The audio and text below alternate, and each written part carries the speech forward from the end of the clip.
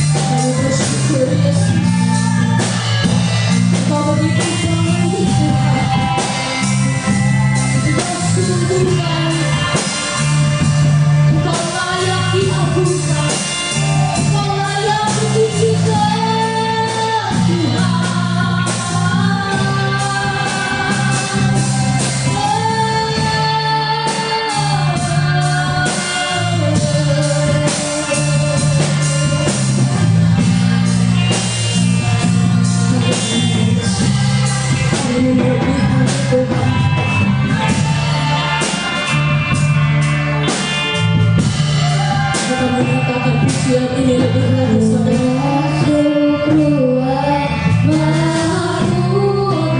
penuhi hati kami dengan darah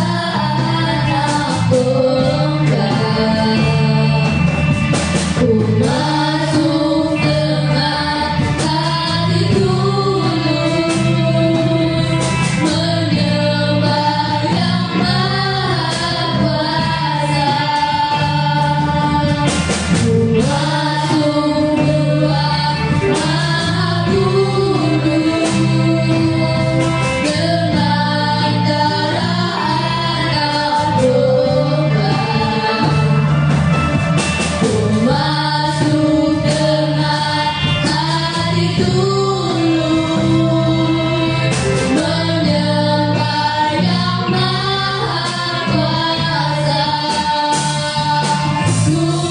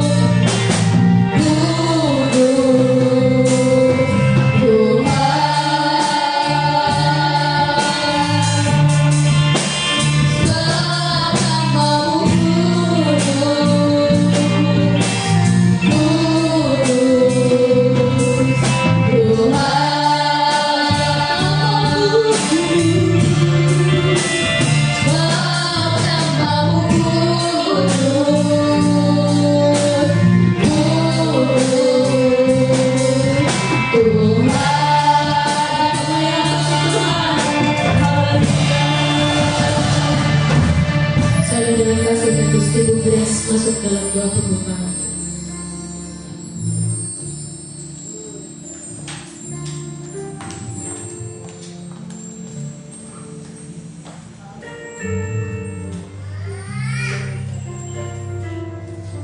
Tidak ada nama lain selain Engkau Bapa yang kami puji dan kami sembah. Kami bersyukur untuk pagi ini Tuhan, Engkau kembalikan kami ada di tempat ini. Kami sudah lagi boleh menyelesaikan tugas tentang jawab sepanjang minggu kemarin Tuhan. Engkau melindungi dan menyertai, memberikan kami pemeliharaan untuk kami boleh melakukan tugas aktivitas kami di sepanjang minggu yang sudah berlalu. Dan kami bersyukur Tuhan ada kekuatan, ada kemampuan, ada penyelesaian yang Kau kerjakan di dalam kehidupan kami masing-masing. Dan kami bersyukur Tuhan untuk semua penyertaan berkat-berkat Tuhan yang mengalir tidak pernah henti-hentinya di dalam kehidupan kami. Berkat kesehatan Tuhan yang terus Kau limpahkan kepada kami. Anugerah-Mu terus melimpah dalam kehidupan kami Bapa. Dan pada pagi hari ini Tuhan, Engkau telah mengumpulkan kami Tuhan di dalam satu persekutuan jemaat Bapa. Kami memuliakan Engkau, meninggikan Engkau, menyembah Engkau, Allah yang kudus, Allah yang berdaulat penuh atas kehidupan kami, Allah yang tidak pernah tutup mata atas apa semua yang menjadi pergumulan hidup kami. Engkau telah menjawab semuanya ya Bapa, dan Engkau akan memberikan kami kemampuan. Engkau telah menguasai kami dengan Roh-Mu yang kudus untuk kami boleh memuji dan menyembah-Mu Bapa. Biarlah setiap puji-pujian penyembahan kami yang kami naikkan kepadamu Bapa, benar-benar Engkau menikmatinya ya Tuhan. Dan kami pun menikmati Engkau Bapa. Bersama-sama Tuhan kami boleh memuliakan Engkau. Engkau memberkati dan menguduskan setiap alat musik yang kami gunakan, WL dan singer, semuanya di dalam urapan Tuhan. Dan begitu pula Tuhan ketika kami mendengarkan kebenaran firman Tuhan, kami benar-benar dijamah, kami benar-benar mendapatkan jawaban, kami benar-benar disembuhkan memulihkan Tuhan. Terima kasih Bapa di dalam surga. Dan kami yakin dan percaya Roh Kudus telah bekerja di dalam ruangan ini, sehingga kami telah dibebaskan dari setiap ikatan-ikatan yang mengikat kehidupan kami, sehingga kami tidak memiliki kemampuan untuk kami boleh memuliakan Engkau, memuji dan menyembah-Mu. Dan kami membuka ibadah ini Tuhan, karena kami percaya hanya di dalam satu nama Tuhan Yesus Kristus, dan kami mendasarinya di dalam nama Allah Bapa, Putra dan Roh Kudus, di dalam Tuhan Yesus Kristus. Haleluya. Amin. Amin. Puji nama Tuhan. Tetap berdiri saudara. Ada sukacita pagi hari ini saudara? Haleluya. Kita mau menari bagi Tuhan pagi hari ini saudara. Jangan lewatkan kehadiran Tuhan pagi hari ini yang akan memulihkan hati kita saudara. Baik saudara dan saya, pagi hari ini keluar dari tempat ini, kita sudah dimerdekakan oleh Tuhan. Amin. Haleluya.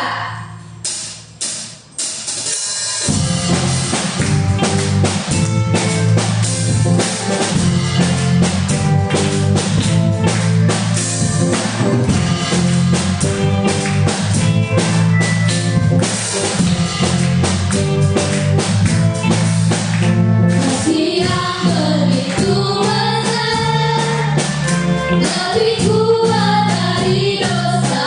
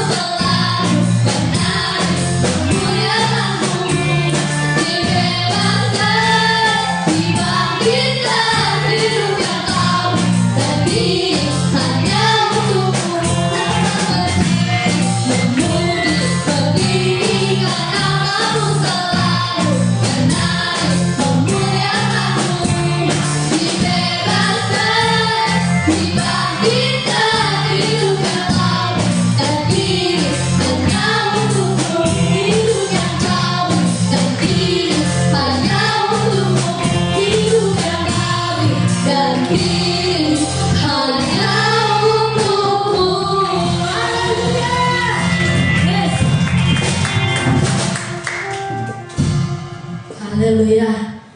Masih semangat saudara? Seberapa kita yang ada, saya percaya Tuhan Yesus hadir di tengah-tengah kita. Amin. Amin. Philadelphia. Kasih persaudaraan. Haleluya. Hidup lagi Tuhan.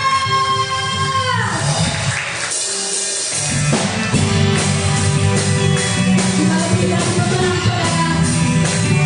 Saya percaya kemenangan kita akan masuk ke Tuhan. Lebih dari pemenang, kau salah berkata.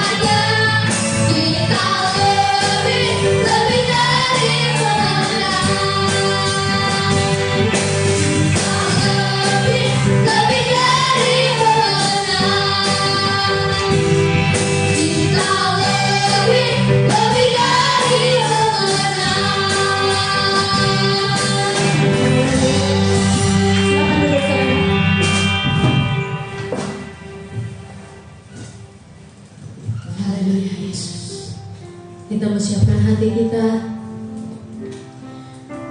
Kita mau mendengarkan firman Tuhan. Saudara, saat kita berdoa, memohon sesuatu, dan mungkin Tuhan rasanya di dalam diri kita, kok Tuhan lama banget ya jawab doa saya. Tapi pagi hari ini saudara, sebenarnya bukan Tuhan yang lama, tapi belum waktunya. Ketika waktunya tiba, doa kita, seruan kita, permohonan kita, Tuhan akan menjawab di waktu yang tepat saudara. Pagi hari ini, biarlah kita mau lebih lagi merasakan hadirat Tuhan. Buka hatimu. Saya tidak tahu saudara dan saya juga datang dengan persoalan, dengan beban hidup.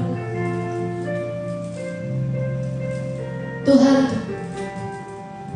tahu saudara apa yang kita hadapi, apa yang kita alami hari-hari ini. Mungkin ada ketakutan, mungkin ada kegelisahan, tapi percayalah, Tuhan Yesus akan menolong kita tepat pada waktunya. Terima kasih Tuhan Yesus. Terima kasih Bapa yang baik. Terima kasih untuk kasih setiamu yang begitu besar. Terima kasih untuk anugerah-Mu Tuhan. Terima kasih Yesus.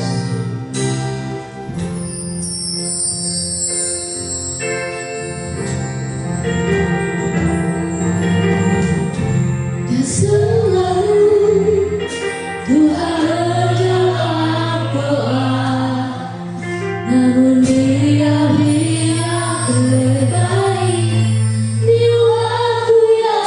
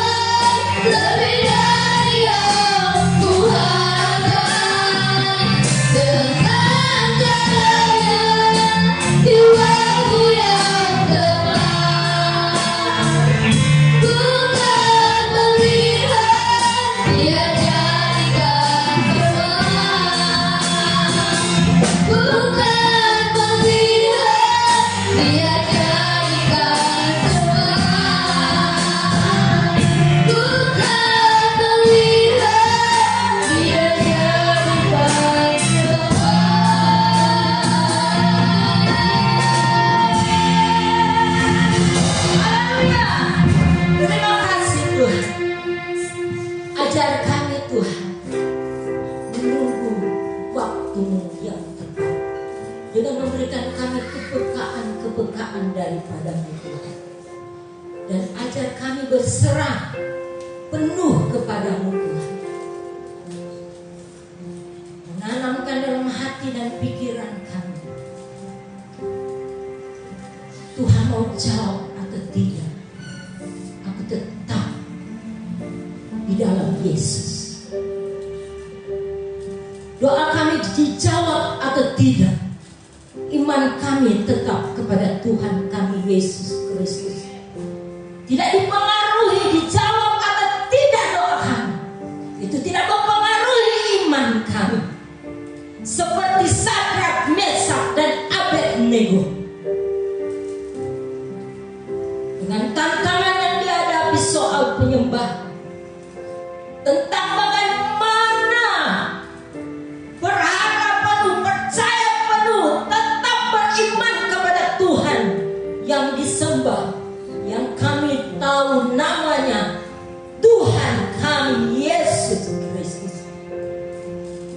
Doa kami dijawab atau tidak, tetap iman kami kepada-Mu Tuhan. Dan kami tetap semangat kami tidak dipengaruhi oleh doa yang tidak dijawab.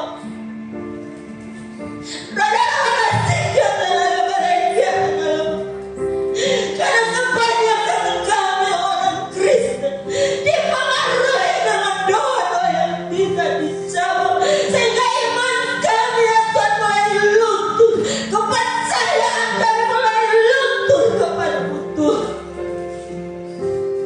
Tanamkan di setiap hati pikiran kami, apapun yang terjadi, tetap Yesus Tuhan kami, tidak dipengaruhi oleh apapun. Terima kasih Tuhan, kalau kekuatan ini tetap ada di dalam kami, tidak dipengaruhi dengan masalah-masalah. Kami tetap datang beribadah, kami bersyukur sebagaimana kami ada, seberapa kami yang ada, kami tetap banyak sandungan-sandungan, banyak tantangan, kami tetap melangkah. Karena kami tahu ada kepastian, waktu yang tepat, waktu yang indah, Kau telah siapkan sesuatu yang luar biasa bagi kami.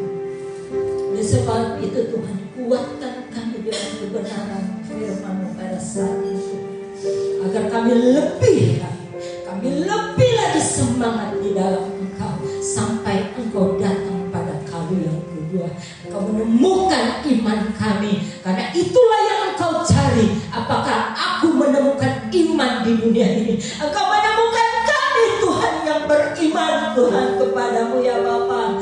Kau berfirman saat lewat hamba-Mu untuk memperkuat iman kami.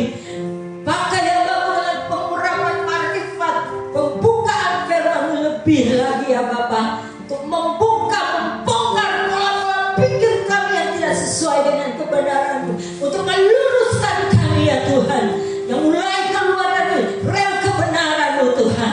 Terima kasih Tuhan, kami bersyukur, dan kami tahu kuasa kegelapan tidak mau mengambil, bahwa tidak mau tinggal diam untuk kami menerima kebenaran firman-Mu, ataupun paradigma manusia kami ini ya Tuhan akan seolah-olah mau membatasi Engkau bekerja dalam firman-Mu. Kami tolak, kami hancurkan semuanya di dalam nama Tuhan Yesus Kristus. Darah Yesus yang berkuasa menguasai kami, Roh yang memerdekakan kami ya Tuhan, dan membuat kami memahami isi hati-Mu. Kami mau dengar kebenaran firman-Mu hanya di dalam nama Tuhan Yesus Kristus. Haleluya.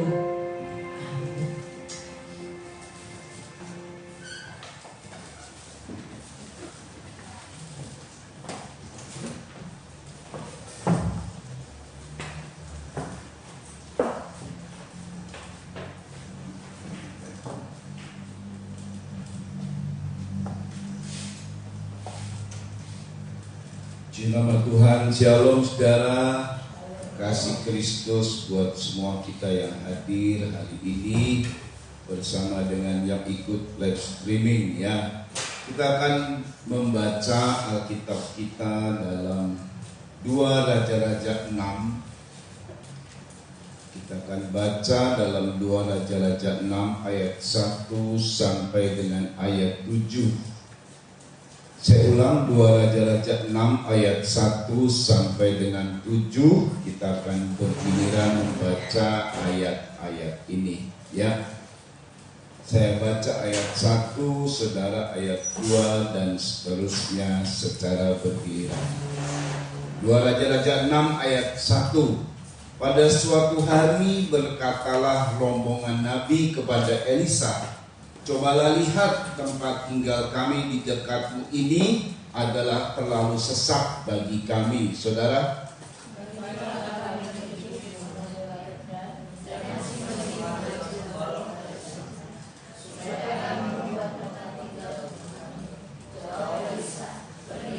lalu berkatalah seorang, "Silahkan ikutlah dengan hamba-hambamu ini." Jawabnya, "Baik, aku akan ikut."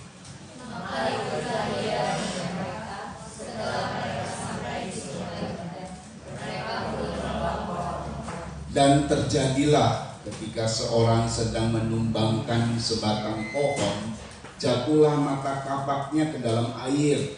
Lalu berteriak-teriaklah ia, "Wahai tuanku, itu barang pinjaman." Tetapi berkatalah dia, "Kemana jadinya?" Lalu orang itu menunjukkan tempat itu kepadanya. Kemudian Elisa memotong sepotong kayu, lalu dilemparkannya ke sana. Maka timbullah mata kapak itu dibuat. Lalu katanya, "Ambillah." Orang itu mengulurkan tangannya dan mengambilnya. Amin. Saudara, saudara, ini sebuah peristiwa yang supranatural, yang ajaib. Kenapa? Karena mata kapak yang terbuat dari besi tenggelam di Sungai Yordan. Sungai Yordan itu kira-kira kedalamannya sekitar 15 sampai 60 meter, saudara. Dan kalau ke pinggir memang bisa buat baptis, tapi sudah di tengah dan di daerah yang lain itu kedalamannya 15 sampai 60 meter. Jadi nggak mungkin itu mata kapak yang sudah tenggelam terlihat, karena sedikit sungainya rada tidak jernih ya. Jadi waktu dia tenggelam tidak diketahui bagaimana nasibnya. Tetapi saudara, saat minta tolong sama Elisa, Elisa langsung berangkat menolong. Dia menunjukkan tempatnya jatuh, cuma dikasih sepotong kayu, dilempar sama Elisa persis di tempatnya, maka itu mata kapak yang terbuat dari besi ngambang, ditarik oleh kekuatan sepotong kayu dan ngambang, lalu kemudian bisa diambil. Keajaiban tidak pernah terjadi kalau manusia membuat seperti itu. Kalaupun ada, itu bisa ditarik dengan magnet yang daya tariknya tinggi, saudara ya. Tapi ini cuma sepotong kayu loh. Nah, ini ajaib luar biasa, saudara ya. Memang saat itu terjadi peristiwa adanya tempat yang terlalu sesak. Jadi setiap orang pasti mau mengembangkan tempat yang sesak, ya dikembangkan supaya semakin luas. Kalau bicara pekerjaan, bicara bisnis, setiap orang nggak begitu-begitu saja. Kalau apalagi usianya masih muda, saudara ya. Dia meniti karir, sudah dapat yang bagus, terus dia meniti karir sampai dapat yang terbagus.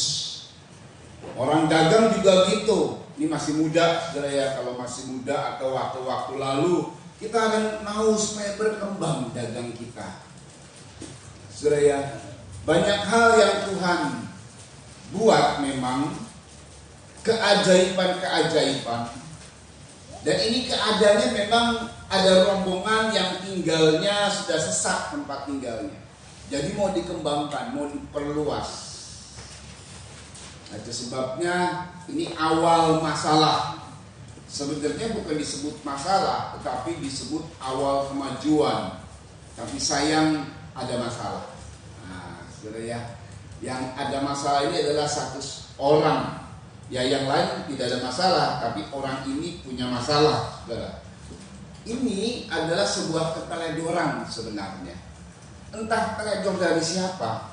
Sebab memang mata kapak ini barang pinjaman persoalannya, saudara. Ya, coba tolong dibaca ayat 5. Ya, lagi dia asik menebang, itu mata kapak nyemplung. Dan ini barang pinjaman persoalannya. Yuk dibaca. Dan terjadilah ketika seorang sedang menumbangkan sebatang pohon, jatuhlah mata kapaknya ke dalam air. Ya, Lalu berteriak-teriak ia. 15 sampai 60 meter malah bisa diambil lagi, saudara. Bahwa itu betul-betul tenggelam dan berteriak-teriaklah ia. Dalam bahasa Inggris dia menangis, berteriak itu sambil menangis. Kenapa? Wahai Tuanku, itu barang pinjaman. Itu barang pinjaman. Jadi kalau ada usaha mau dikembangkan, beberapa orang ngambil kredit pinjaman. Entah dari koperasi, entah dari bank, ada juga yang ngambil berani dari rentenir. Bayarnya sehari berapa persen tuh ya rentenir? Waduh, itu mencekik leher itu ya rentenir. Saudara, tiap-tiap hari mesti bayar. Jadi ada yang nanti dari sekarang ini ya paling gampang sekali untuk mendapat pinjaman oncol online ya. Ada Dana Kami, apalagi? Apa? Wah. Isi cash. Isi cash. Wah, macam-macam nih. Jadi setiap kita kalau misalnya buka sesuatu ya di handphone ya, semua promosi muncul. Segala macam ada. Dari yang resmi sampai yang tidak resmi. Nah, ini ya. Orang itu tergiur untuk dapat pinjaman. Kalau hari-hari ini ya saya mendengar saja ya di daerah BTN ada orang yang diajak ke satu persekutuan aneh dapat tunjangan tuh katanya. Waduh, memang baru-baru ini kita mendapat bahwa ada gerakan penyesat. Entah dia saksi Yehova, entah dia gereja setan, dia selalu memberikan dana, saudara ya. Ini mesti hati-hati. Kalau pikiran kita pikiran yang duit melulu bisa bahaya. Ya, saudara. Hari-hari ini banyak terjadi keadaan yang sekarang ini. Tapi dengar baik, Tuhan juga bisa tolong kok. Dan orang ini langsung dan segera ditolong. Itu barang pinjaman, modal itu. Kalau ada usaha, dia ambil kredit, tapi nggak taunya kreditnya tenggelam. Tenggelam artinya habis semua, bahkan keadaan tenggelam itu bukan semakin balik modal, malah semakin terjerumus. Semakin nambah. Belum kreditnya mesti dibayar per bulannya bunganya. Belum pokoknya, belum kena lagi dengan tipuan. Wah, ini keadaannya sungguh-sungguh mengkhawatirkan, sungguh-sungguh parah, miris banget lah. Udah barang pinjaman, modal baru ditebang berapa, nyemplung, tenggelam, terjerumus dia dalam keadaannya yang parah, saudara ya. Makanya nangis dia. Dalam bahasa Inggris dia teriak dan menangis. Itu barang pinjaman. Saudara, sebenarnya ini sebuah keteledoran. Saya tidak tahu apakah teledor dari yang minjam atau dia. Biasanya kapak dengan gagang kapak itu harus diikat dengan kuat, saudara ya. Entah bagaimana, intinya itu sebuah keteledoran. Di dalam Taurat itu dibuat satu aturan, karena ini perjanjian lama, ini dibuat aturan, termasuk pada saat sedang menebang. Ulangan 19 ayat 4 sampai 6. untung tradernya dia nggak kayak di dalam Taurat ini. Kalau di dalam Taurat ini dia bisa kena pasal-pasal, kena hukum gitu ya. Ya, sekalipun di sini ada ungkapan tentang sebuah keteledoran dari seseorang yang mengakibatkan, ini parah akibatnya. Kalau teledor soal mata kapak, Ulangan 19 ayat 4, perhatikan. Inilah ketentuan mengenai pembunuh yang Inilah melarikan diri ke sana ketentuan mengenai pembunuh yang melarikan diri ke sana. Terus, dan boleh tinggal hidup. nah teruskan dulu. Apabila ia membunuh sesamanya manusia dengan tidak sengaja. Memang terjadi dengan ketidaksengajaan. Itu apa nanti? Teruskan. Dan dengan tidak membenci dia sebelumnya. Perhatikan ayat 5. Misalnya apabila seseorang pergi ke hutan dengan temannya untuk membelah kayu. Nah, kayak orang ini kan, membelah kayu dengan kapak. Terus, Ketika tangannya mengayunkan kapak untuk menebang pohon ketika kayu. tangannya mengayunkan kapak untuk menebang pohon. Jadi menebang pohon itu nggak mengayunkannya sedikit-sedikit. Ini dengan tenaga besar. Nah ini kalau teledor, jatuh mata kapaknya, yuk. Mata kapak terlucut dari gagangnya. Persis yang terjadi begitu kan. Mata kapaknya itu terucut dari gagangnya terus. Lalu mengenai temannya Nah, sehingga mati. kalau kasus ini mengenai temannya, sehingga mata kapak ini menimbulkan kematian. Teledor banget ini. Perhatikan. Maka ia boleh melarikan diri ke salah satu kota itu dan tinggal hidup. Cukup saja di situ. Nah, ini sampai bisa membunuh loh. Mata kapak itu nggak main-main, saudara. Itu bisa membuat orang bisa mati. Memang dia nggak sampai begitu, tapi semua itu terjadi karena teledor, lalai. Bukankah berulang-ulang kali juga kita suka teledor? Rombongan ini rombongan Nabi. Kok nggak tahu ya kalau ada peristiwa yang bisa mencelakakan? Biasanya Tuhan tuntun. Cek dulu kapakmu, cek dulu bagaimana. Itu Tuhan tuntun dalam rombongan Nabi ini. Ini Nabi ini apa sih yang diajar? Yang diajar adalah bagaimana suara Tuhan terdengar. Di rombongan Nabi ini kayak sekolah, saudara ya. Sekolah kenabian. Di Indonesia ini ada banyak sekolah doa. Sekolah doa. Waktu saya ngajar satu kali di sekolah doa di satu grup, saudara ya, yang ikut Zoom itu begitu banyak, 160-an, 140 sampai 160 dari berbagai gereja Protestan, Pentakosta, Katolik, saudara. Rindu mereka untuk ikut sekolah doa, saudara.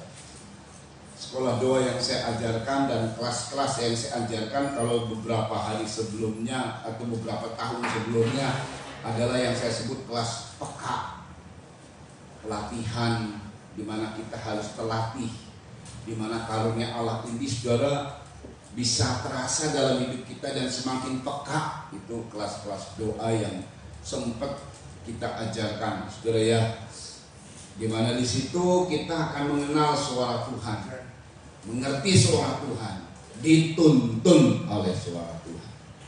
Tapi sayangnya, saudara, banyak orang yang sudah juga mengerti suara Tuhan, mengenal suara Tuhan, tetap teledor, lalai. Human error, ini human error. Mungkin telah diperingatkan, tapi karena terlalu ambisi kita, teledor.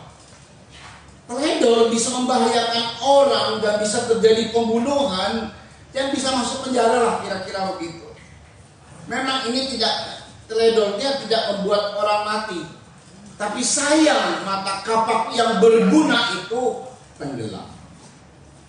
Ini bukan orang yang mati, dianya yang bangkrut, bisa bangkrut. Dianya yang terjerumus. Makanya saya ulang kembali, dia berteriak dengan menangis oleh karena sebuah keteledoran. Nah, dia berdoa kalau yang ini segera dijawab, nggak nunggu lama, segera dijawab. Ya, saudara ya, ini luar biasa. Jawabnya bagaimana? Hanya dengan sepotong kayu. Ini semua sudah kita punya fasilitas ini. Sepotong kayu menunjukkan, menggambarkan salib Kristus. Nah, kita sudah punya salib Kristus dalam hidup kita. kita sudah percaya kepada Yesus, sebenarnya segala keteledoran kita Tuhan juga mau nolong kita. Ini teledor ya, teledor ini, lalai. Tuhan mau menolong sekalipun sudah terjerumus dan masuk tenggelam. Tuhan mau menolong kita. Kalau Tuhan menolong itu selalu penuh dengan keajaiban. Amin. Dan cepat sekali pertolongan itu. Yang tadinya tenggelam kemudian berguna lagi karena dia mengambang. Lalu dia lewat itu maka dia bisa lakukan tindakan untuk berguna bagi pengembangan dari rumah, entah itu nanti rumah usaha, entah itu rumah tinggal. Setiap kita mau berkembang, saudara. Dan Tuhan izinkan memang kita berkembang. Tuhan mau juga kita berkembang. Nah, saudara ya, makanya kita akan lihat nih, kuncinya di mana, saudara ya. Perhatikan, ini besi yang tenggelam. Kenapa dia tenggelam? Nah, ini saya belajar dari namanya apa nih? Teori apa namanya, kok saya lupa, tidak ditulis ini, akademis gitu. Intinya bahwa gaya di mana benda punya massa dan ya Newton juga termasuk gravitasi. Ada lagi, ada yang ingat hukum apa ini? Archimedes. Bukan dong. Archimedes. Keadaan ini terjadi ketika massa jenis zat cair lebih kecil dari massa jenis benda. Contohnya besi, ya termasuk kapak karena terbuat dari besi, akan tenggelam jika dimasukkan ke dalam air karena massa jenis besi lebih besar dari massa jenis air. Tenggelam dia karena bebannya berat. Wah, ya. Tenggelamnya di Sungai Yordan yang kedalamannya memiliki 15-60 meter. Tapi kemudian jadi bisa terapung. Berarti itu massa yang berat tetap besi, saudara. Tidak dirubah sama Tuhan jadi kapas. Tidak dirubah sama Tuhan jadi plastik. Tidak. Lo bayangkan kalau mata kapak dirubah sama Tuhan jadi plastik, ngambang tapi nggak guna. Betul ya? Jadi tetap keadaannya besi, tetapi bisa ngambang. Artinya beratnya tadi itu menjadi ringan. Waduh, fasilitas ini sudah Tuhan kasih loh. Tuhan katakan dalam Matius 11, ayat ini kita tahu semua. Kadang-kadang kita punya beban kan berat kayak besi begini, saudara ya. Udah begitu tenggelam lagi, tapi dia mengambang. Berarti kan itu besi jadi ringan, betul ya? Dari massa beratnya air. Hebat ini hebat. Ya mengambang, wah luar biasa. Ini Tuhan sudah kerjakan. Matius 11 ke 28 sampai 30. Yuk dibaca ayat ini kita tahu. Marilah kepadaku. Mari kepadaku. Semua yang letih lesu dan berbeban berat. Bebannya berat kayak besi itu. Pinjaman memang berat, saudara ya. Udah gitu tenggelam lagi. Buat usaha memang berat. Kerja keras memang berat, saudara. Udah gitu ngambilnya modalnya dari pinjaman, berat memang tuh. Jangan santai-santai memang. Udah gitu saya bilang karena teledor, karena nggak peka, tenggelam. Tapi Tuhan bilang, mari kepadaku. Ini ada solusi, jalan keluar. Hai kamu yang letih lesu, berbeban berat, terus. Aku akan memberi kelegaan kepadamu. Ya, teruskan. Pikulah buk yang kupasang. Ya. Dan belajarlah padaku. Ya. Karena aku lemah lembut dan rendah hati, dan jiwamu akan mendapat ketenangan. Kita serahkan beban kepada Tuhan, dapat lega. Kita pikul kuk dari Tuhan, dapat tenang. Jadi antara menyerahkan dan menerima beban Tuhan itu sama. Nah, tapi menyerahkan dulu beban kita yang berat tadi. Lalu kita ambil kuknya Tuhan. Kenapa? Ayat 30. Sebab kuk yang kupasang itu enak. Iya. Dan bebanku pun ringan. Dan bebannya ringan. Oh haleluya. Karena kita trader human error, salah kita saudara, akhirnya kena masalah, problem. Maka yang tadi barang pinjaman yang berat itu tenggelam, tetapi kemudian Tuhan buat ringan. kalau kita datang sama Tuhan. Amin. Seperti saudara ini sudah datang sama Tuhan, merindu untuk doanya dijawab. Kalaupun dia tidak tenggelam, tetap berat itu beban pinjaman. Tetap berat. Harus mengusahakan, harus balik modal, harus menguntungkan, berat. Tetapi Tuhan membuat jadi ringan semua. Semua masalah Tuhan buat jadi ringan. Bahkan bukan cuma sekedar masalah, Tuhan sudah janjikan. Kita baca Matius 8 ayat 17. Bukan cuma masalah hidup, problem, tetapi apalagi yang Tuhan sudah pikul dan kemudian dia sudah tanggung semua. Ini persis dengan kayu yang punya daya tarik. Sebab kayu itu gambaran dari salib Kristus. Lewat kematian Kristus, maka terjadi Matius 8 ayat 17. Yuk. Hal itu terjadi supaya genaplah firman yang disampaikan oleh Nabi Yesaya. Iya. Dialah yang memikul kelemahan Yesus yang memikul kelemahan kita terus. dan menanggung penyakit kita. Bahkan menanggung penyakit kita. Haleluya. Dia sudah mengerjakan memikul penyakit kita, menanggung penyakit kita, memikul kelemahan kita. Saya bilang ya, ada banyak orang Kristen yang sekalipun adalah dia kalau layani orang peka, kok dia nggak peka sama dirinya gitu ya? Nah ini kan bahaya nih saudara ya, bahaya yang ini nih. Dia sampaikan kepada orang peka loh. Orang itu bertobat, dipulihkan lewat penampilan, lewat pernyataannya, tapi dia nggak peka terhadap hidupnya. Terus terjerumus, seperti tenggelam dia. Entah usahanya, entah hidupnya, dia merasa bebannya berat. Itu banyak di pendua-pendua syafaat kayak begitu tuh. Saya lihat kalau pendua syafaat itu curhat, makanya ya, yang tadi saya bilang di sekolah doa itu kan para pendua syafaat banyaknya saudara. Mereka cerita, nah ini memang terjadi. Ya, para hamba-hamba Tuhan, kita bisa ngomongin orang, ngomongin diri nggak bisa. Makanya kita jadi traidor. Salah melulu, ya problem lah, ya masalah lah pasti. Tuhan nggak mau begitu. Tuhan sudah kerjakan. Kalau dalam kitab Yesaya itu janji, tapi kita sudah melewati. Entah kitab Yesaya, entah Kristus hadir karena digenapinya oleh Yesus Kristus waktu dia mati di kayu salib saat Elisa melempar sepotong kayu itu. Jadi Yesus untuk menyelesaikan masalah kita itu enggak kemudian turun dari surga lalu kemudian kirim malaikat atau bagaimana, tidak. Dia harus mati di kayu salib. Itu perhatikan tuh. Itu penyelesaian masalah kita. Amin. Penyelesaian masalah kita adanya di kayu salib. Penyelesaian masalah kita adanya di kayu salib. Makanya kita datang sungguh-sungguh kepada Yesus. Saudara ya, Dialah yang memikul kelemahan kita, menanggung penyakit kita.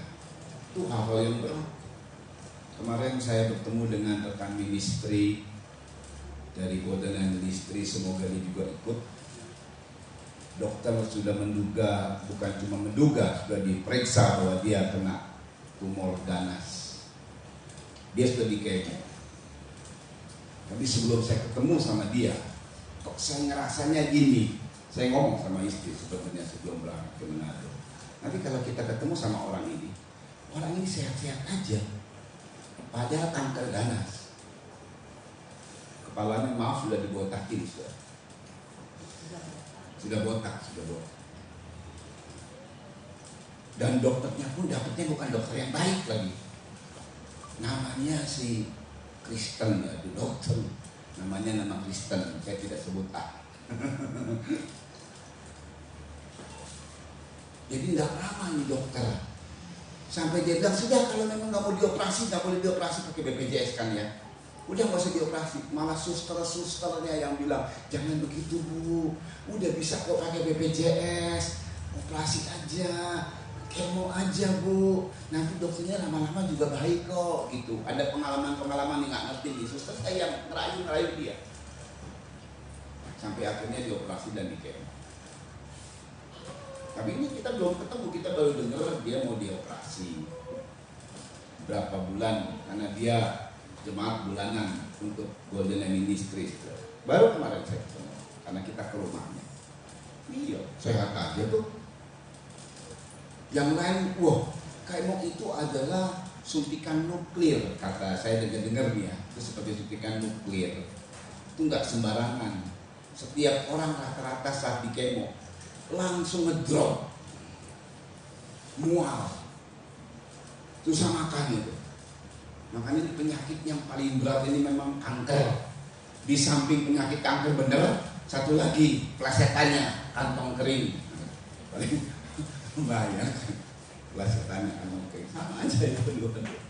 Tapi ini kanker bener. Ya, saudara, saya lihat orang ini, sampai semua orang banyak terheran-heran. Tapi sebelumnya saya sudah bilang sama istri, lihat nanti kalau kita akan lihat orang ini, sehat dia. Seperti sehat, saya tidak tahu pendeknya seperti sehat begitu. Betul. Dia bisa masih gerak. Ya itu waktu pas di kemo itu loh, dia bisa makan biasa aja, nggak ada masalah. Ini kan ajaib, ajaib bener ini.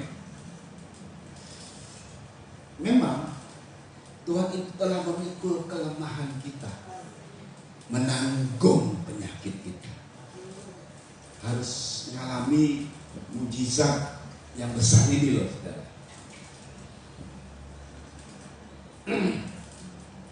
Saudara, lalu kok orang itu disembuhkan ya? Orang itu ditolong ya? Saya kok belum ditolong-tolong, saudara ya. Khususnya kita lihat pada kisah ini, segera direspon. Memang pertama datangnya ke Elisa. Ada yang ingat arti dari nama Elisa? Dari kata El itu kalau bahasa Ibrani apa? Eloi atau Elohim. Bahasa kita apa? Allah. Yang Maha Kuasa. Itu jabatan bagi yang Maha Kuasa. Itu masih titel, itu masih jabatan, bukan namanya. Nah, kemudian itu sama dengan Yesus. Jadi Elisa itu sama dengan Yesus artinya, bukan orangnya, artinya. Kalau Elisa adalah Eloi, keselamatanku, Yesus adalah Jehovah, keselamatan. Jehovah itu adalah nama Allah, Yahweh. Ya. Jadi yang dikenal oleh orang Israel, Jehovah, Yahweh. Nah, kalau Israel panggilnya Jehovah, Yahweh. Kita panggil Yesus sama, Yahweh, Jehovah. Itu namanya. Seperti saya ini gembala. Gembala ini banyak orang, gembala jemaat. Atau saya pendeta. Pendeta itu gitu. Iya Pak Pendeta. Ya kalau ada 5 Pak Pendeta kumpul di rumah saya misalnya, ya Pak Pendeta, pendeta yang mana yang kamu bilang iya? Sebab ini pendeta ini namanya ada, itu namanya ada. Nah gitu kan ya. Mesti disebut, diarahkan ke siapa? Pak Pendeta misalnya manggil, ada 5 orang pendeta gitu. Semuanya nengok. Oh pendeta yang mana yang kamu panggil gitu kan? Nah, Pendeta Harun, saya aja yang nengok gitu loh. Jadi saudara, namanya ada masing-masing. Jadi pada saat disebutnya Yesus, Jehovah keselamatan, itu artinya sudah menyebut namanya. Jehovah, Yahweh keselamatan. Nah, sudah ya. Yahweh keselamatan. Ya Tuhannya cuma satu. Dia juga. Yang memimpin Israel dan ada pada kita sekarang. Itu Allah yang sesungguhnya. Jadi artinya kalau memang disebut Yesus, di dalam nama Yesus, Yehova keselamatanku, itu kita panggil pribadinya. Ini mantap tuh. Jadi dekat, apalagi dia tampilkan diri sebagai Bapa. Ini lebih dekat lagi. Makanya dia contohkan selalu dalam doanya, Bapa kami yang di sorga. Itu awal dari doa. Seorang Yahudi nggak bisa ngomong, nggak boleh mengatakan bahwa Allah itu Bapa. Tetapi ajaran Yesus, dia mengatakan dalam doanya, Bapa kami yang di sorga. Kalau Yahudi, Elohim Abraham, Eloi Isa, Eloi Yakub, kayak begitu. Atau Eloi Alam Semesta, El Shaddai, gitu kan ya. Itu mesti disebut begitu kalau orang Yahudi, kalau doa. Tetapi Yesus mengajarkan, karena setelah itu maka terjadilah Allah itu menjadi Bapa buat kita. Yesus itu menjadi Bapa kita. Yahweh itu menjadi Bapa kita. Amin. Setelah Bapa kita adalah Tuhan Yesus Kristus. Dekat lagi tuh. Artinya begini saudara, pertolongannya akan lebih dekat lagi. Pertolongannya akan cespleng gitu ya. Pertolongannya akan semakin nyata. Karena dia sudah merupakan wujud. Perjanjian lama itu bayangan, perjanjian baru wujud. Nah, saudara ya, ini luar biasa. Udah begitu dia sudah menanggung. Dia tanggung kelemahan kita, dia tanggung beban kita, dia tanggung penyakit kita. Saudara perhatikan baik-baik. Kita sudah mengerjakan ini, datang kepada Yesus. Kita sudah mengerjakan ini, datang beribadah. Kita sudah mengerjakan ini, datang ke salib Yesus. Kita sudah tahu ini, dia menanggung penyakit kita, dia menanggung kelemahan kita. Kita melaksanakan Matius 11 ayat 28. Mari kepadaku, hai kamu yang letih sudah berbeban berat. Kita sudah lakukan. Sampai kita dalam doa mencucurkan air mata. Tapi kok belum dijawab ya? Nah, saudara, perhatikan dahulu di sini. Kapak itu sangat berguna untuk menebang pohon. Nah, ada dua pohon. Pohon pertama adalah pohon yang harus ditebang dan dibuang ke dalam kayu api. Itu pohon pertama. Ini dalam hidup kita ini selalu ada begitu. Pohon kedua adalah pohon yang berguna. Pohon pertama pohon tidak berguna, pohon kedua pohon yang berguna. Dua-dua ditebang, harus ditebang. Yang tidak berguna itu ditebangnya akarnya. Kalau yang berguna ditebang batangnya, nanti bangun lagi, kita tebang lagi, bangun lagi, kita tebang lagi. Karena pohon yang berguna ini untuk mengembangkan usaha rumah diperluas, untuk rumah, bahan-bahan bangunan, saudara ya. Jadi ada dua pohon dalam hidup kita, ada yang berguna, ada yang tidak berguna. Nah, saudara, ini yang tidak berguna, di mana kapak itu difungsikan untuk menebang pohon yang tidak berguna. Kenanya mesti di akar. Ini nggak di batang. Sebab dia muncul lagi kalau di batang. Ini mesti di akar. Ini mesti mati ini pohon yang tidak berguna. Matius 3 ayat 10. Saya baca Matius 3 ayat 10. Kapak sudah tersedia pada akar pohon, dan setiap pohon yang tidak menghasilkan buah yang baik pasti ditebang dan dibuang ke dalam api. Nah, jadi kalau ada pohon-pohon yang menghasilkannya buah yang gak baik, itu mesti ditebang, dibuang ke dalam api. Saya ulang ya, itu ditebangnya di mana saudara? Di akarnya. Amin. Amin saudara. Perhatikan ya, pohon yang tidak menghasilkan buah yang baik, itu dia yang tidak menghasilkan buah yang baik. Dia berbuah tapi tidak baik. Sebaliknya pohon yang berguna itu ditebang untuk pembangunan, pengembangan. Nah ini luar biasa. Lalu apa pohon yang tidak berguna? Matius 12. Matius 12 ayat 33 sampai 37. Ini pohon yang berguna. Ya, saudara perhatikan di Injil Matius 12 ayat 33 sampai 37. Perhatikan baik-baik. Jikalau suatu pohon kamu katakan baik, maka baik pula buahnya. Jikalau suatu pohon kamu katakan tidak baik, maka tidak baik pula buahnya. Sebab dari buahnya pohon itu dikenal. Ayat 34. Hai kamu keturunan ular beludak, bagaimanakah kamu dapat mengucapkan hal-hal yang baik, sedangkan kamu sendiri jahat? Karena yang diucapkan mulut meluap dari hati. Orang yang baik mengeluarkan hal-hal yang baik dari perbendaharanya yang baik, dan orang yang jahat mengeluarkan hal-hal yang jahat dari perbendaharanya yang jahat. Tetapi aku berkata kepadamu, setiap kata sia-sia yang diucapkan orang harus dipertanggungjawabkan pada hari penghakiman. Karena menurut ucapanmu engkau akan dibenarkan, dan menurut ucapanmu pula engkau akan dihukum. Nah saudara, jadi ini perhatikan baik-baik ya. Bagaimana ada pohon yang baik dan ada pohon yang tidak baik. Kalau pohon yang tidak baik ditebangnya di mana? Di akar. Kalau pohon yang tidak baik ditebangnya di mana? Di akar. Nah, kita mesti tahu nih.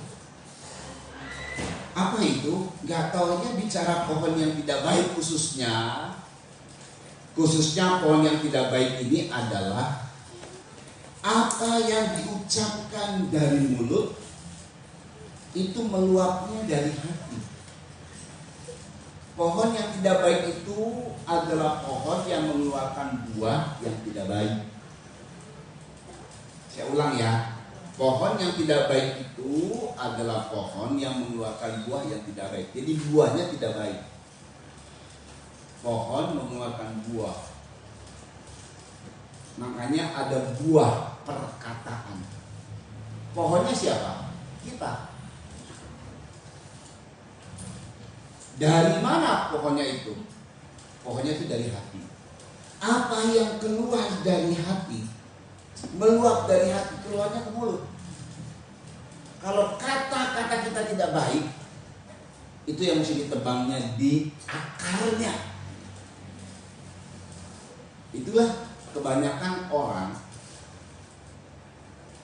dalam kehidupannya, perbuatan dosa yang cepat diperbuat itu oleh anggota tubuh mana? Mata? Enggak. Mulut. Ini paling cepat dan paling jahat. Tangan itu karena sumbernya dari mulut. Karena mulutnya marah-marah, di sana nggak terima, marah-marah jadi perang antar marah dengan marah, lama-lama tangan, karena geram, lama-lama tangan melayang. Nah, berdosa tangan. Tapi diawali dengan mulut. Tapi sumbernya di mana? Hati. Makanya hal yang tidak baik itu bukan kemudian kita jaga mulut. Saya demo tutup mulut, kan ada ya demo tutup mulut. Kalau yang tidak ekstrim dia pakai plester. Tahu nggak sudah yang ekstrim? Dijahit mulutnya. Pernah ada itu mulutnya dijahit. Saking ekstrimnya tutup mulut demo. Karena udah diomongin mungkin pemerintah tidak bisa berubah, jadi tutup mulut dengan dijahit. Itu ekstrim, pernah terjadi. Jadi demo tutup mulut. Apakah kemudian tutup mulut, kalau kemudian tidak mengomong, hari ini saya puasa sehari tidak mengomong, apakah menyelesaikan masalah? Tidak. Sumbernya di mana? Di hati. Dari hati sudah harus ditebang. Itu akar-akar yang tidak baik, kata-kata yang tidak baik, hati yang benci, hati yang jengkel, hati yang sakit, itu mesti ditebang. Karena dalam contoh pohon itu pohon duri, semak duri. Ada 3 pohon. 3 pohon pertama adalah pohon anggur, kedua pohon zaitun, 4. Ketiga pohon ara, ini pohon yang berguna. Yang keempat yang tidak berguna, semak, duri. Sebab buahnya adalah duri. Duri tidak akan menghasilkan apa-apa, duri akan menyakiti. Jadi biasanya kalau orang-orang yang sakit hati, nanti mulutnya jahat. Nah, itu. Hatinya sakit sih. Belum beres, belum berdamai, belum mengampuni, mulutnya nanti jahat. Itu harus dibereskan, saudara. Kenapa? Inilah yang akan menjerat kita ke dalam banyak masalah. Kalau tapak itu tenggelam, jadi tidak ada pengurangan, bahkan tidak ada membinasakan, membereskan masalah hidup. Di mana masalahnya? Di hati. Apa masalahnya? Nanti akan keluar sakit hati, keluar duri-duri. Karena gini, saudara. Ayat 36 diulang baik-baik. Ayat 36, Matius 12 ayat 36. Yuk cepat diulang baik-baik ini. Yuk. Tetapi aku berkata kepadamu, setiap kata sia-sia yang diucapkan harus dipertanggungjawabkan pada hari Setiap penghakiman. kata sia-sia yang diucapkan orang itu baru kata sia-sia. Apalagi kata jahat, kata mengutuk. Setiap kata sia-sia ini artinya gini, kata sia-sia. Kan banyak orang suka ngobrol sambil ngelamun, sambil ngobrol gitu ya. Apalagi orang-orang yang lagi sekarang ini lagi seru nih, politik lagi memanas nih kan ya. Ngobrol lah, kalau orang yang suka dengan politik dia ngobrol. Waduh, kalau orang ini begini, Indonesia tuh harusnya begini. Wah, ngobrol. Sebenarnya ngobrolnya sia-sia. Panjang lebar tapi sia-sia. Kalau ngobrolnya nggak sia-sia, kamu masuk sebagai orang yang masuk di caleg gitu ya. Nggak mungkin caleg lah, atau di partai gitu. Nanti suarakanlah. Coba ini ngobrol di rumah sambil minum kopi gitu ya. Ngobrol sia-sia. Wah, Indonesia harusnya begini. Wah, udah kayak dia udah jadi kayak presiden aja gitu. Dia ngomongin Jokowi, dia ngomongin segala macem. Wah, nggak guna semuanya. Iya, nggak guna. Saya bilang ngobrol di situ. Ngobrol, suarakan. Masuklah ke partai, kira-kira begitulah.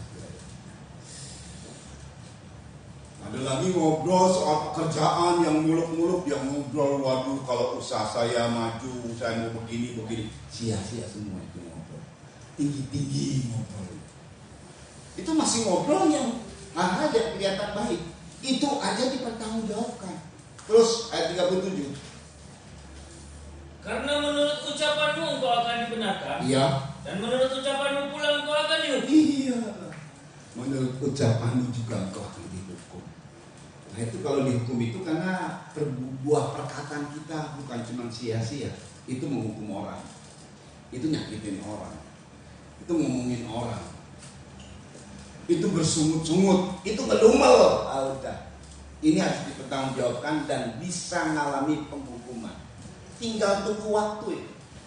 Jadi saya mendapatkan dari Tuhan setiap kata yang sudah kita lontarkan.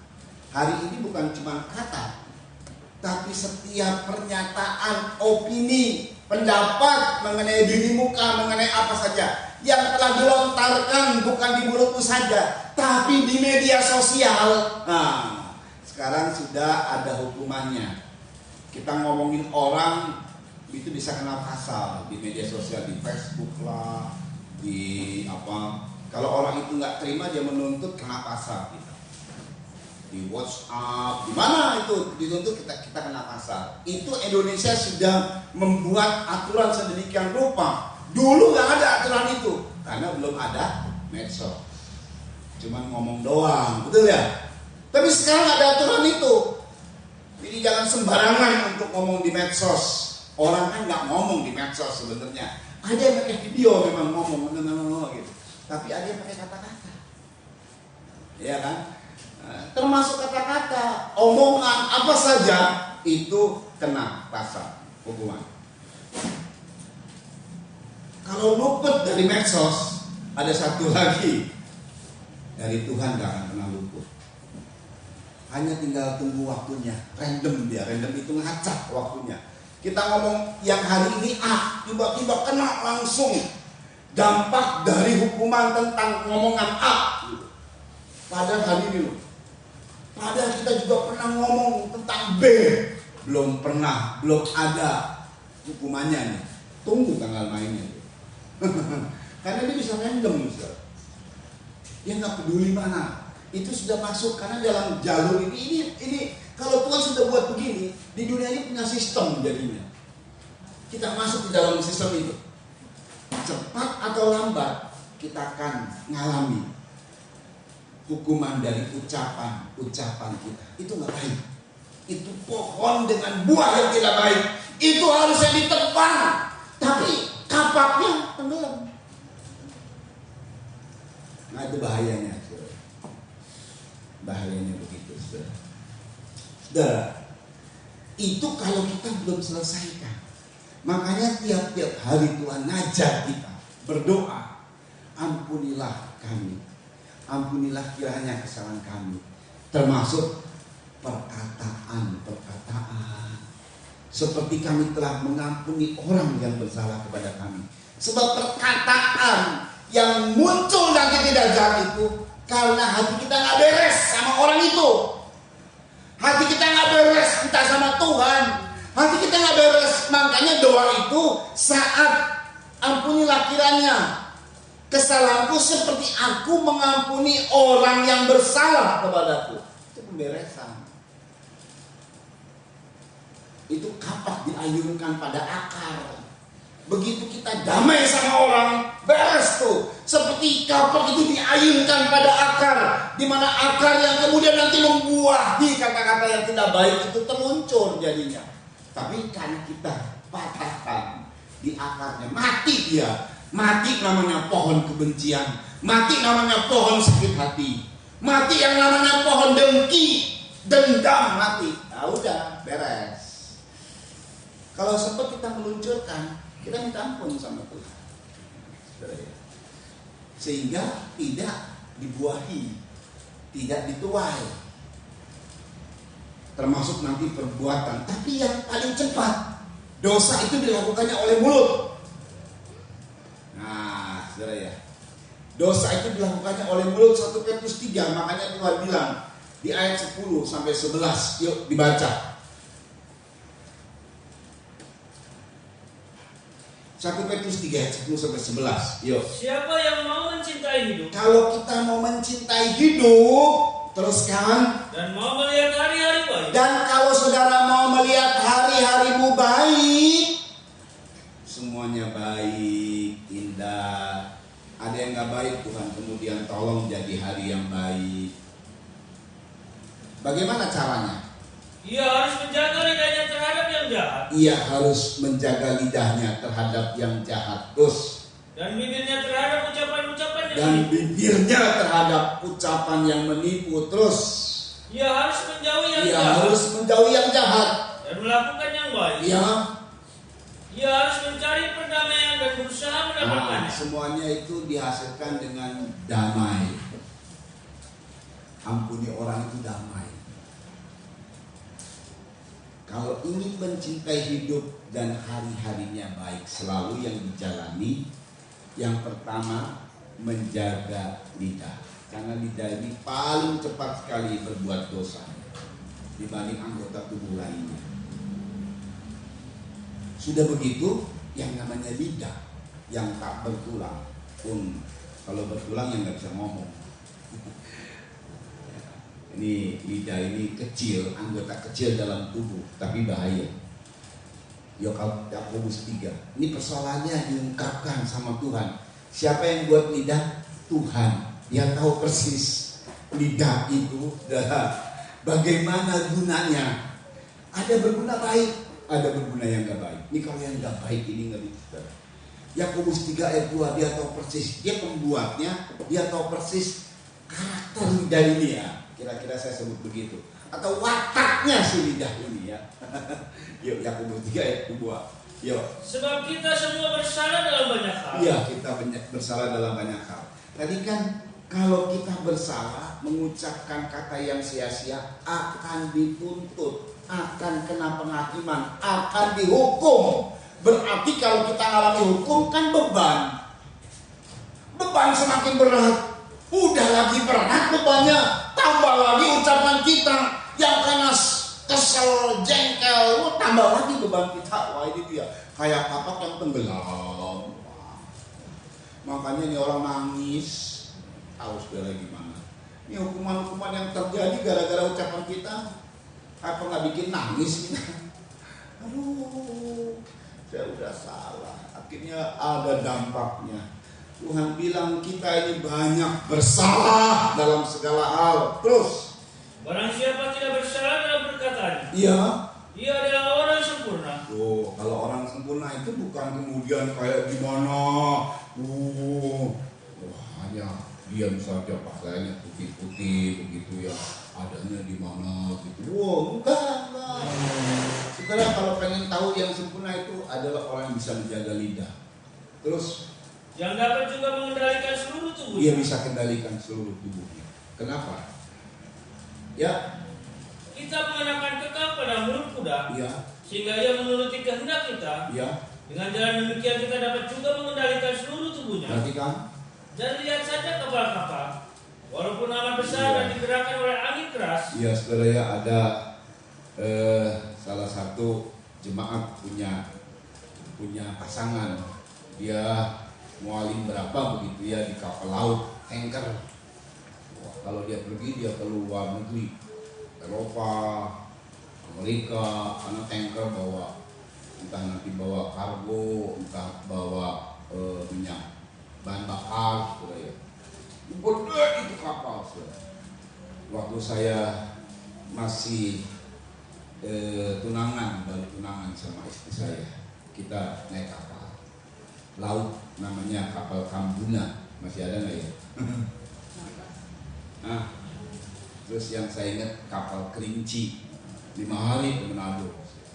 Ya, oh iya, kapalnya gede sih, tapi saking lautnya saking gede ya kita goyang. Jadi kalau udah mulai di tengah-tengah kita lihat keliling, ini kalau tenggelam gimana?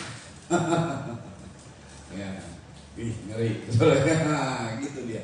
Aduh, gede kapalnya, ribuan orang masuk, ribuan orang. Tapi dengar, kendalinya cuma kecil, setirnya cuma kecil. Terus, Namun dapat dikendalikan oleh kemudi yang amat kecil, ya, menurut kehendak jurumudi. terus, Demikian juga lidah, walaupun suatu anggota kecil dari tubuh, ya, namun dapat memegahkan perkara-perkara yang besar. perhatikan. Lihatlah, betapapun kecilnya api, ia dapat membakar hutan yang besar. Satu di Bromo, ya, lagi pre-wedding. Ngapain itu ya? Pakai itu ya? Selain kayak lasik gitu kali ya? Wah, malah bakaran. Aduh, wah, ngaco. Di Bromo, baru-baru ini. Ya, tujuannya supaya ada asap, gitu. Keren kan? Malah bakaran. Api kecil loh, padahal. Ya itu dia bahaya.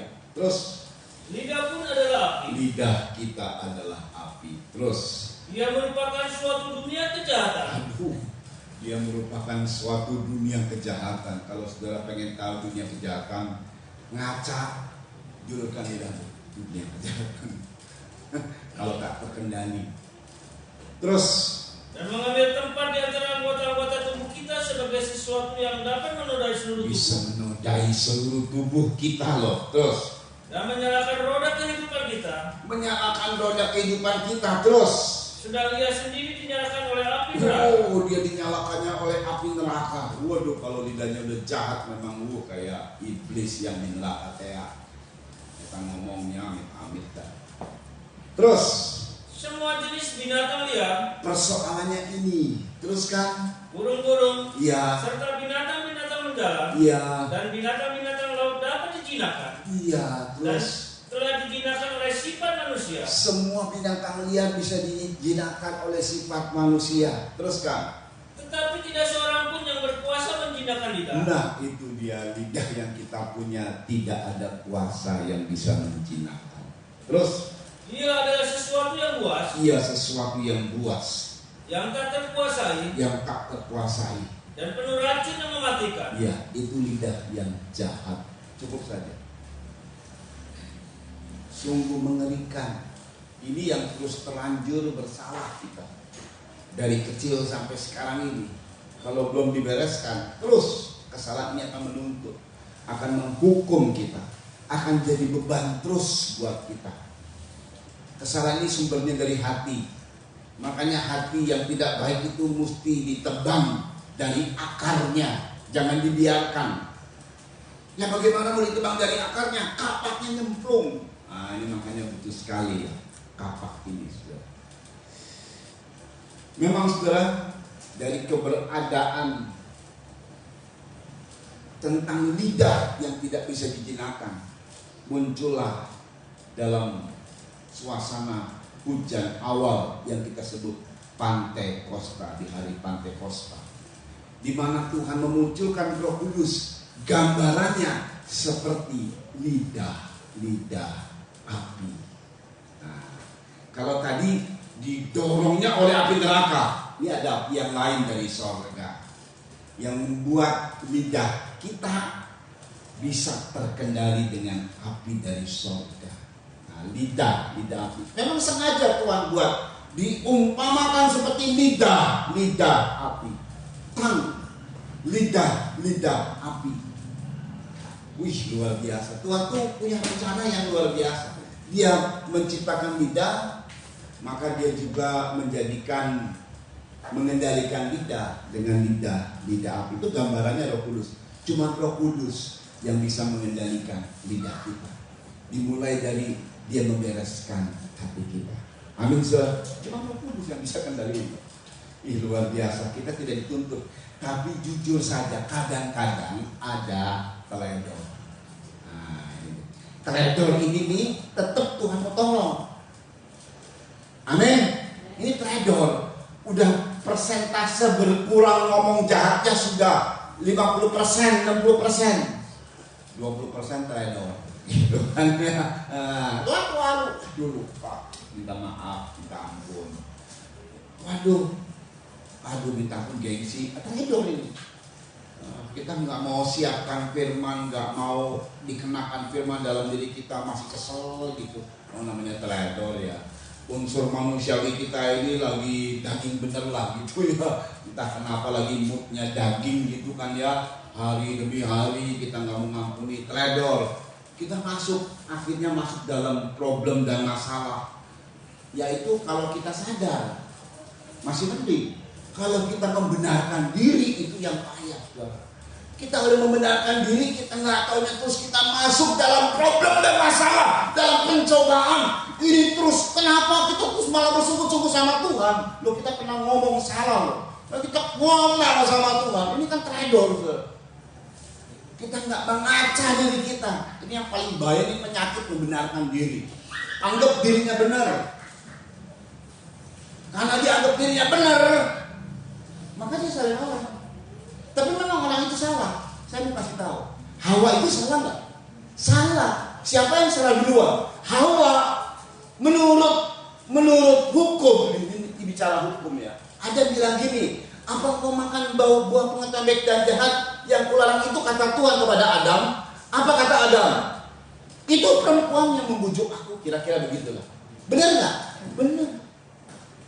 Dia ngomong benar loh. Tapi dia membenarkan diri. Dia ngomong benar. Kalau misalnya kasusnya Adam yang makan, ini kasusnya nih, kan kasusnya bukan begitu. Ini misalnya Adam yang ambil, Adam yang makan, Adam yang ketipu. Lalu waktu ditanya, kenapa kamu makan buah pengetahuan baik dan jahat? Lalu Adam bilang, itu perempuan yang membujuk aku. Itu Adam salah. Kamu berbohong sama Tuhan. Kalau ini dia ngomong benar loh. Gara-gara ada perempuan. Sebelum ada Hawa, aman loh. Gak ada kasus Adam makan buah pengetahuan baik dan jahat. Gak ada. Begitu muncul Hawa, baru masalah.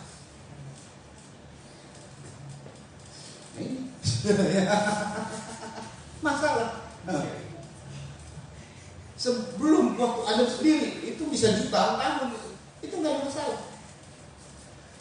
begitu Tuhan ciptakan Hawa. Kan baik Tuhan kan ya? Tuhan itu tujuannya baik.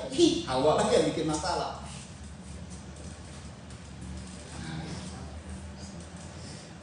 Tapi itu kesalahan. Sehingga anak semua kutuk. Adam melakukan yang Adam mengatakan yang benar. Dan dia membenarkan dirinya. Nah itu dia. Dia nggak sadar tuh. Akhirnya terkena kutuk, hukuman semua. Nah ini dia yang bahaya nih. Kita kok semakin lama kok hidup saya semakin sulit ya. Kok semakin lama semakin berat ya. Yang dulu gampang ya. Banyak langganan ya. Kok ini berkurang ya? Ini mesti ciri itu mesti kita lihat. Mesti ada pemberesan di situ. Saudara ya. Nah sekarang saudara, bagaimana orang ini kok segera ditolong? Nah ini menjadi penyebab. Karena saya doa, fasilitas itu saya sudah kerjakan, datang sama Tuhan, nangis sama Tuhan, kan disuruh serahkan beban. Saya sungguh-sungguh doa, tambah puasa lagi. Ini kan sungguh-sungguh saudara ya, betul-betul mengandalkan Tuhan, betul-betul ikutilah firman Tuhan, nasihat pendeta, betul-betul saya nasihat gembala saya ikuti. Suruh tambah doa puasa, saya tambah.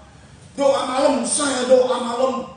Kok nggak selesai-selesai masalah saya? Sedangkan orang ini dia nangis, itu barang pinjaman. Waduh, dia datang sama Elisa. Saya datangnya bukan Elisa loh, saya datang sama Yesus. Hebat kan? Ini datang sama Elisa. Elisa bilang, oh mana dia?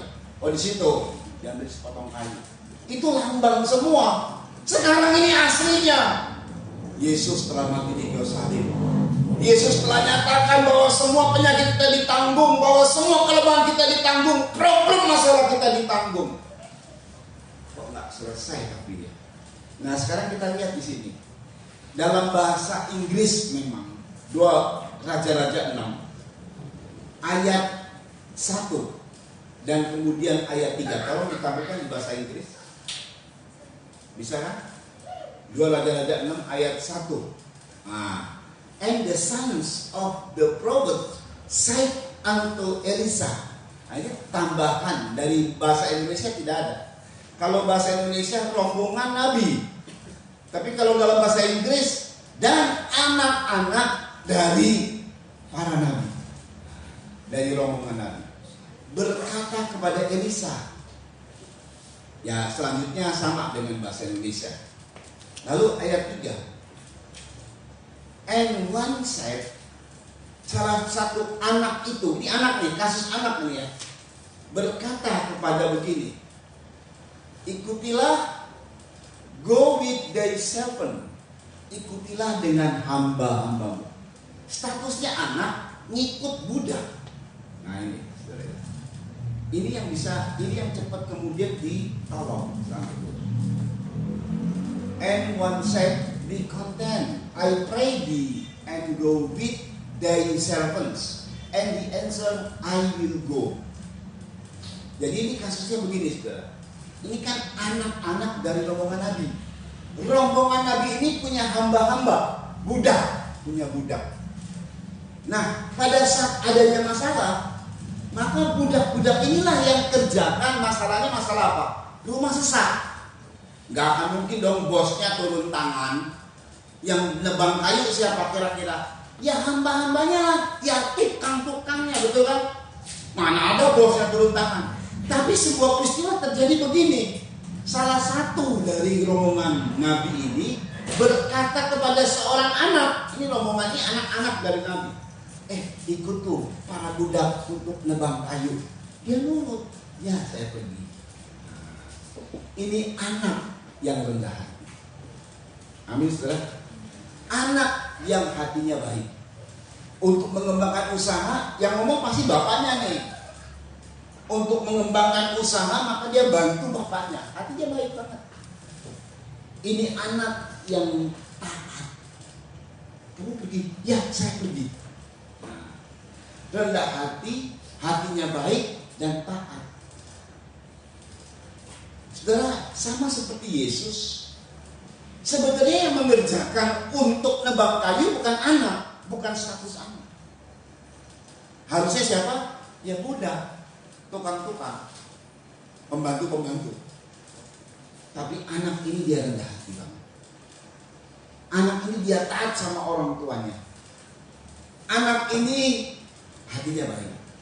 Melihat bapaknya bekerja, maka dia ikut serta. Dia nggak cuma diem. Kan banyak anak-anak yang udah dewasa diem aja, malah ngerongrong terus orang tuanya. Aduh, punya anak yang begitu saya.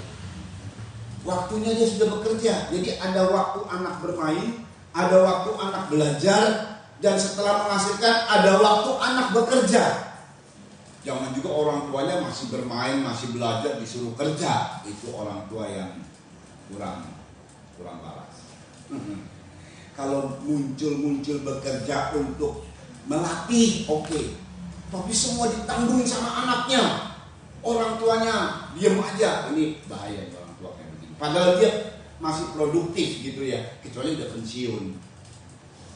Nah, anak ada orang-orang yang sudah dewasa tapi nggak mau kerja, ngerongrong terus. Kalau punya anak kayak begitu disembelih aja.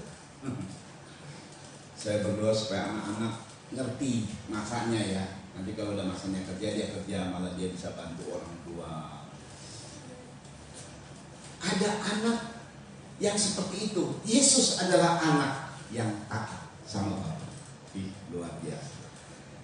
Nah, ini berhasilnya di Yesus. Makanya kalau kita punya ciri seperti Yesus, itu yang tadinya tenggelam, terangkat. Terangkat ya. Kekuatan salib Kristus terangkat itu. Nah, ini dia. Jadi nggak taunya kenapa bisa segera ditolong. Nggak taunya yang minta pertolongan itu adalah anak yang rendah hati, anak yang taat, anak yang baik hati. Nah, saudara ya, itu pasti Tuhan tahu. Kita ini anak Tuhan, tapi rendah hati enggak. Jangan mentang-mentang kita anak raja gitu ya. Ini banyak ungkapan-ungkapan dari para orang Kristen. Kita ini anak raja. Lagi nyetir mobil, nunggu parkiran. Dia bilang, kakak, tolong siapin parkiran dong. Kat itu maksudnya malaikat. Anak raja, ini anak raja melewat. Dalam hati gue. Sok-sok anak ya ngomongannya. Nggak usah begitu. Dulunya kita ini apa? Kafir. Makanya kita ini cuma satu yang Tuhan minta. Jangan sombong. Aku engkau angkat. Aku angkat engkau jadi anak setara dengan Israel. Jujur untuk Israel itu hebat. Tapi jangan pernah sombong. Cuman itu yang diminta sama orang kafir yang belakang kafir kayak kita. Nggak boleh sombong. Jadi perkataan aja nggak boleh. Itu perkataan sia-sia itu. Yesus aja sebagai anak, dia ambil rupa seorang hamba. Itu keberhasilan. Filipi 2 ayat 5-11. Yuk. Ini ayat terakhir kita. Filipi 2 ayat 5-11. Hendaklah kamu dalam hidupmu bersama. Hendaklah kamu dalam hidupmu bersama terus. Naruh pikiran dan perasaan yang terdapat juga dalam Kristus. Ini nih yang paling bahaya itu di pikiran dan perasaan. Kalau hati kita mungkin membarok sekali untuk ikut Tuhan, untuk taat sama Tuhan, tapi gagal di pikiran dan perasaan. Terus, yang walaupun dalam rupa Allah, itu sebabnya kita harus punya pikiran dan perasaan seperti Yesus, yang walaupun dalam rupa Allah. Terus, tidak menganggap kesetaraan dengan Allah itu sebagai milik yang harus dipertahankan. tidak gengsian. Nah, itu dia. Tidak menganggap kesetaraan dengan Allah sebagai milik yang harus dipertahankan sekalipun dia adalah anak. Terus, melainkan telah mengosongkan dirinya. setelah dia mengosongkan dirinya, bagaimana? Dan mengambil rupa seorang hamba. Ya. Dan menjadi sama dengan manusia. Teruskan. Dan dalam keadaan sebagai manusia. Ya, Ia telah merendahkan dirinya perhatikan. bahkan sampai mati. Ya, Bahkan sampai mati di kayu salib. itulah dia mengerjakan keajaiban lewat sepotong kayu yang dilempar. Besi yang ada beratnya itu ngambang. Yesus kerjakan ini. Kalau kita, masalahmu Tuhan sudah kerjakan pertolongan, asal kita berpikiran yang sama dengan Yesus dan perasaan yang sama dengan Yesus. Dia sekalipun anak, dia ambil rupa seorang hamba. Makanya ditolong oleh Elisa. Segera Tuhan tolong juga, karena yang membuat keajaiban itu Tuhan, bukan hambanya. Hambanya cuma melempar sepotong kayu doang. Hambanya seperti saya, mengajak saudara untuk datang sama Yesus. Hambanya seperti saya, membawa saudara kepada salib Kristus dan berdoa. Gitu, cuma gitu doang. Yang buat keajaiban siapa? Tuhan. Tuhan buat keajaiban dari besi yang kedalaman misalnya 60 meter, itu ngambang. Wih, luar biasa. Ya, terus. Itulah sebabnya Allah sangat meninggikan Nah, itu dia. dia. Jadi waktu pas ditinggikan dia naik tuh, gitu loh, naik, ngambang. Terus, Dan mengaruniakan kepadanya nama di atas segala nama. ya, Supaya dalam namanya Yesus bertekuk lutut segala yang ada di langit. terus, Dan yang ada di atas bumi. ya, Dan yang ada di bawah bumi. perhatikan, Dan segala lidah mengaku Ya. Yesus Kristus adalah Tuhan. ya, Bagi kemuliaan Allah Bapa. iya, punya pikiran dan perasaan yang seperti Yesus, sehingga kekuatan salib itu berguna buat kita. Dan yang tadinya besi beban berat terapung menjadi ringan, terselesaikan, dan mata kapak itu berguna lagi buat kita. Anak yang taat. Anak ini dari rombongan Nabi, ada hamba-hamba budak-budak Nabi. Tuh, ikut mereka. Ya, saya ikut. Rendah hati banget nih anak. Oh, siapa? Saya kan anak. Anak ini. Dia kan hamba. Masa saya anak ikut hamba? Jadi memang orang-orang yang rendah hati itu yang Tuhan tolong. Saudara pengen supaya saudara cepat ditolong Tuhan, ya rendah hati. Rendah hati. Jangan gaya bos, tapi gaya hamba. Gaya melayani. Stylenya selalu melayani. Siap melayani. Itu Tuhan mau tolong kita. Waktunya kapan tepatnya? Ya sekarang tepatnya. Sudah ya. Tepatnya waktu sekarang untuk Tuhan menolong. Yuk kita nyanyikan lagu ini, kita datang bersama Tuhan dalam doa. Sampaikan permohonanmu kepada Tuhan dan Tuhan mau menolong kita.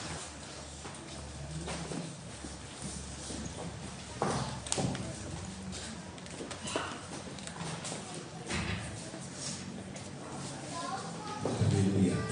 Yuk.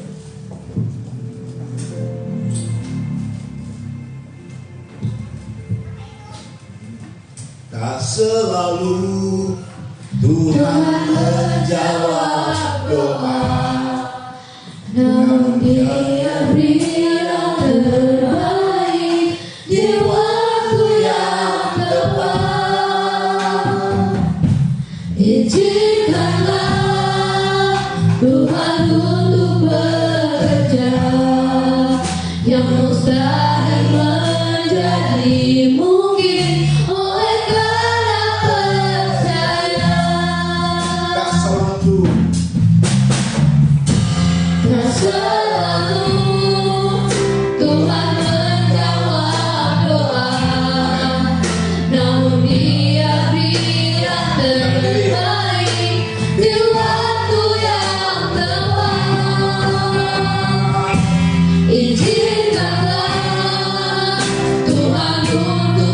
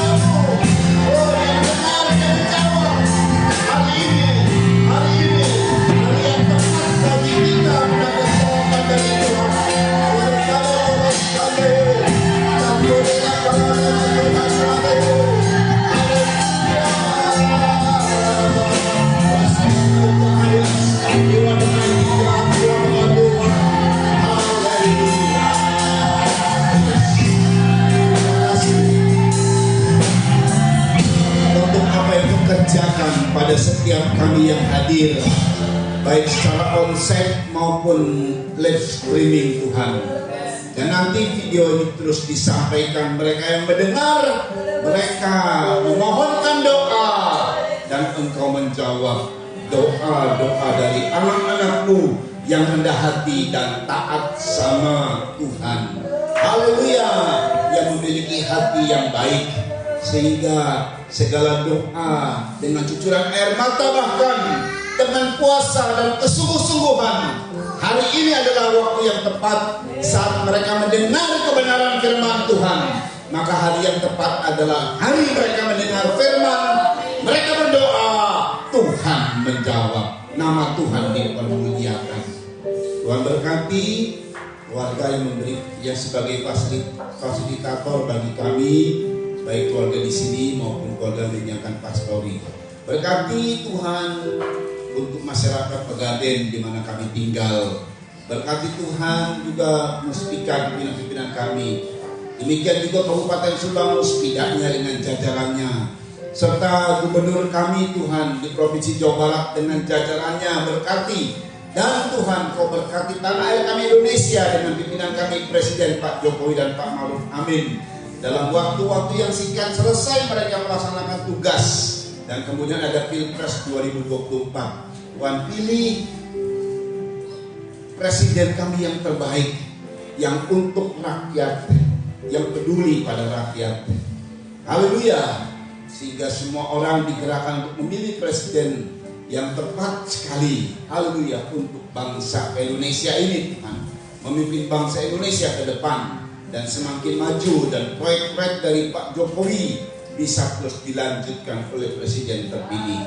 Kau berkati para menteri yang ada, serta juga kepala-kepala daerah, pimpinan-pimpinan partai di legislatif, yudikatif, eksekutif, supaya bisa bekerja sama dengan Presiden dan bisa memajukan Indonesia. Terpujilah nama Yesus Kristus. Kau berkati juga Tuhan TNI, Densus 88, KPK, haleluya, TNI, Polri, dan semua yang bergerak di bidang hukum diberikan power, keberanian untuk membongkar kasus-kasus besar, khususnya kasus koruptor, terorisme, gemung-gemung narkoba, sindikat mafia, dan kasus-kasus besar lainnya yang sekarang ini sedang viral. Beberapa kasus Tuhan, nyatakan kebenaran-Mu, tegakkan hukum di Indonesia. Haleluya.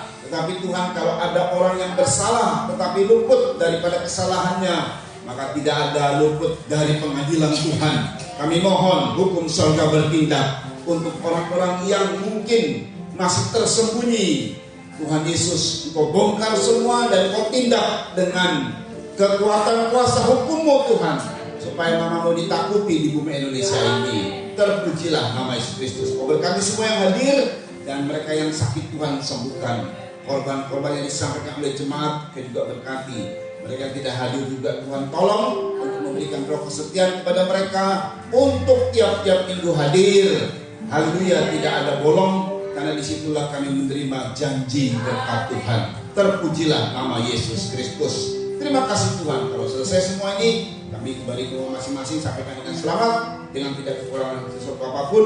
Kembalikan pada hari-hari ibadah yang telah ditetapkan. Nama Tuhan dipermuliakan. Angkat dua tangan dan terima berkat dari Tuhan. Saudara-saudara yang dikasih oleh Tuhan, terimalah anugerah cinta kasih sayang dari Bapa yang sungguh sangat mencintai-Mu, mengasihi-Mu. Terimalah kuasa pendamaian dari Kristus Yesus yang terus mendamaikan kuasa untuk membereskan dosa, mengakui dosa.